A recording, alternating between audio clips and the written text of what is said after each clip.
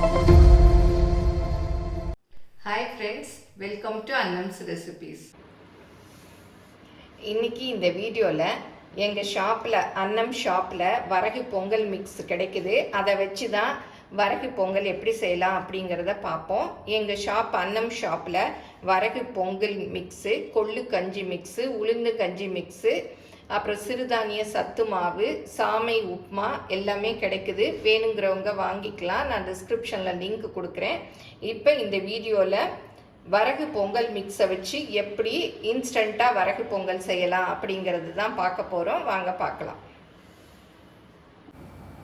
நீங்களும் சுவையாக சமைக்கணுமா? எங்கள் மசாலா பொடிகளை யூஸ் பண்ணி பாருங்கள். அதெல்லாம் வாங்கணுன்னா ஸ்க்ரீனில் வர்ற வெப்சைட்டுக்கும் வாட்ஸ்அப் நம்பருக்கும் போய் ஆர்டர் பண்ணிங்கன்னா நீங்கள் வேணுங்கிறத வாங்கிக்கலாம்.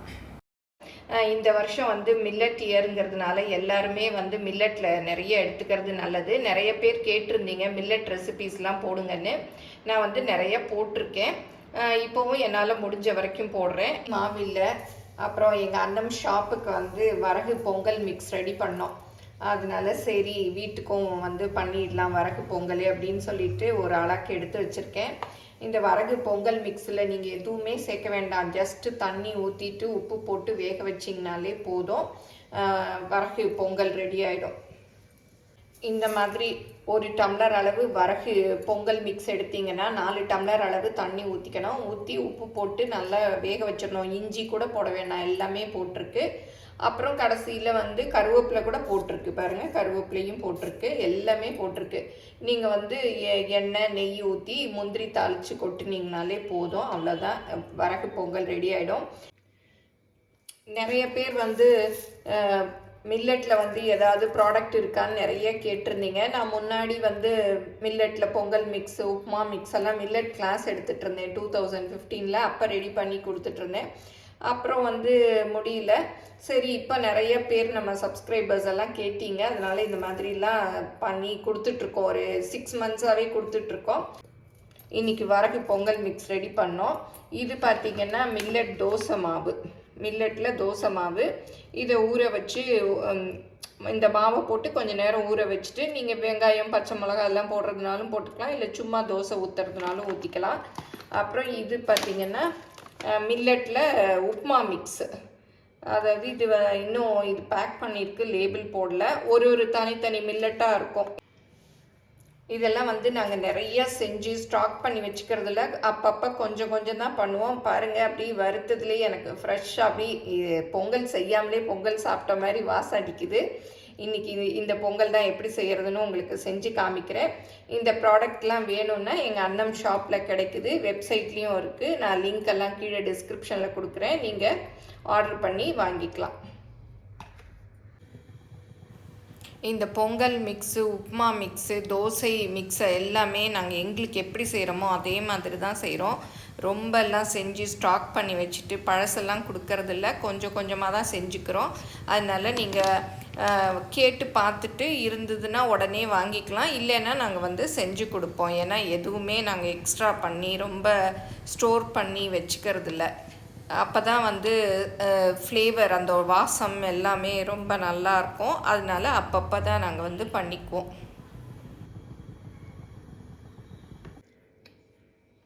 வரகு பொங்கல் எடுத்து வச்சுருக்கேன். சட்னி பாருங்கள், அரைச்சாச்சு. இது தாளித்து கொட்டணும். இது வறுத்து வச்சுருக்கிறதுனால ஆறின பிறகு தான் நம்ம பேக் பண்ணணும். நல்லா ஆற வச்சுருக்கேன். ஒரு ஆளாக்கு வரகு பொங்கல் மிக்ஸ் போட்டாச்சு. இது பொங்கல்ங்கிறதுனால நம்ம குக்கர்லேயே வச்சுக்கலாம். பாருங்கள், 4 டம்ளர் தண்ணி.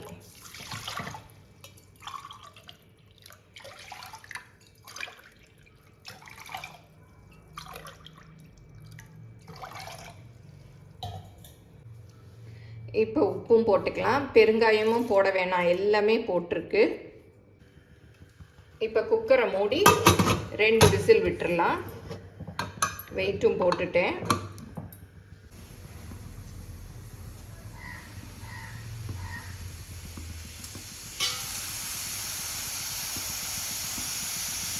ரெண்டாவது சவுண்டு வருது.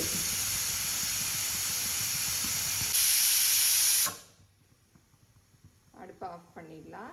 அப்படியே அடுப்பில் அடுப்பிலே இருக்கட்டும், அது நல்லா குழஞ்சி வெந்துடும். பீர்க்கங்காய் சாம்பாரும் அப்படியே பக்கத்து அடுப்பில் ரெடி ஆகிட்டே இருக்குது. அதுக்கு தான் வந்து தாளித்து கொட்டிகிட்ருக்கேன். கறி வடகம், அதாவது தாளிப்பு வடகம் எல்லாம் போட்டிருக்கேன். அப்போ தான் வந்து சாம்பார் சூப்பராக இருக்கும். நல்லா பொரிஞ்சிருச்சு. இப்போ இதை தூக்கி சாம்பாரில் கொட்டிடலாம். இங்கே வரகு பொங்கல் பாருங்கள், சவுண்டு ஆஃப் பண்ணி அப்படியே அடுப்பில் வச்சுருக்கேன். இதை அப்படியே கொட்டிடலாம்.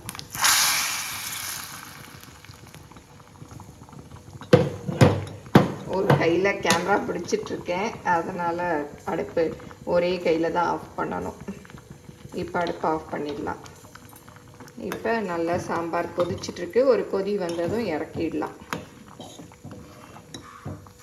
இது மத்தியான சாதத்துக்கு தான் இந்த சாம்பார் பண்ணேன்.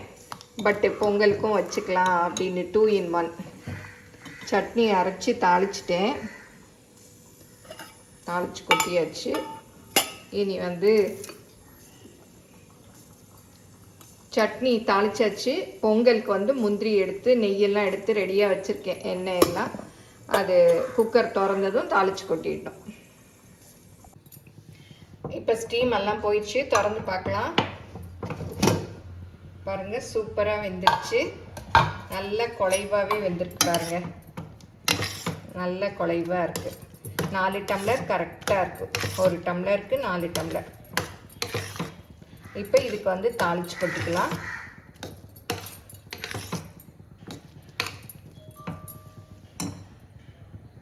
மூணு ஸ்பூன் அளவு எண்ணெய் ஊற்றிக்கலாம். அப்புறம் நெய் கொஞ்சம். ஃபுல்லும் நெய்யிலே தாளிக்கிறதுனாலும் தாளிச்சிக்கலாம். வெயிட் லாஸ் பண்ணுறவங்க வெறும் எண்ணெயில் கூட தாளிச்சிக்கலாம். இப்போ முந்திரி போட போகிறேன். கருவேப்பிலை ஏற்கனவே போட்டிருக்கு, இருந்தாலும் வீட்டில் கொஞ்சம் ஃப்ரெஷ் கருவேப்பிலை இருந்தது, அதையும் போட போகிறேன். இப்போ முந்திரி போட்டுக்கலாம்.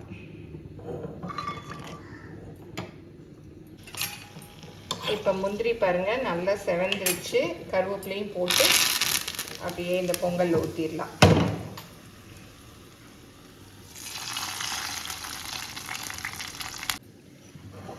இப்போ இதை நல்லா மிக்ஸ் பண்ணி விடலாம். பாருங்கள் எவ்வளோ குழைவாக இருக்குது பொங்கல். அவ்வளோதான், பொங்கல் ரெடி. வரகு பொங்கல் மிக்ஸை வச்சு சூப்பராக வரகு பொங்கல் ரெடி ஆயிடுச்சு. இந்த மாதிரி குழைவாக இருந்தால் தான் சாப்பிட நல்லாயிருக்கும். கொஞ்சம் நம்ம வச்சுட்டு ஆற ஆற கொஞ்சம் ஈருகிட்டு வரும். நீங்களும் சுவையாக சமைக்கணுமா? எங்கள் மசாலா பொடிகளை யூஸ் பண்ணி பாருங்கள். அதெல்லாம் வாங்கணுன்னா ஸ்க்ரீனில் வர்ற வெப்சைட்டுக்கும் வாட்ஸ்அப் நம்பருக்கும் போய் ஆர்டர் பண்ணிங்கன்னா நீங்கள் வேணுங்கிறத வாங்கிக்கலாம். இப்போ பொங்கல் எடுத்து காமிக்கிறேன். பாருங்கள் எவ்வளோ சாஃப்டாக எவ்வளோ குழைவாக இருக்குது. செஞ்சு கூட ஒரு 1 hour ஆயிடுச்சு. நல்லா பாருங்கள், நல்ல சாஃப்டாக இருக்குது. 1க்கு 4 தண்ணி ஊற்றுனீங்கனாலே நல்லா குழைவாக நல்லா இருக்கும். வித்தியாசமும் தெரியாது. நம்ம அரிசியில் செய்கிற பொங்கல் மாதிரி தான் இருக்கும். சாப்பிட்டும் பார்த்துட்டேன், சூப்பராக இருக்குது. இதுக்கு வந்து தேங்காய் சட்னியும் பீக்கங்காய் சாம்பாரும் பண்ணியிருக்கேன். நீங்கள் உங்கள் வசதிக்கு என்ன வேணுமோ செஞ்சு அதை தொட்டு சாப்பிட்டுக்கலாம். வரகு பொங்கல் மிக்ஸை வச்சு வரகு பொங்கல் பாருங்கள் சூப்பராக ரெடி ஆயிடுச்சு. அதுவும் இந்த வருஷம் வந்து சிறுதானிய இன்டர்நேஷ்னல் இயர் இல்லையா, அதனால நிறைய சிறுதானியங்களை சமைச்சு சாப்பிடணும். இதெல்லாம் உடம்புக்கு ரொம்ப நல்லது, வெயிட் லாஸ்க்கும் ரொம்ப நல்லது. நிறைய பேர் கேட்டிருந்தீங்க மில்லட் ரெசிபீஸ்லாம் போடுங்கன்னு. நான் முடிஞ்ச வரையும் ஒன்றொன்னா போட்டுட்ருக்கேன்.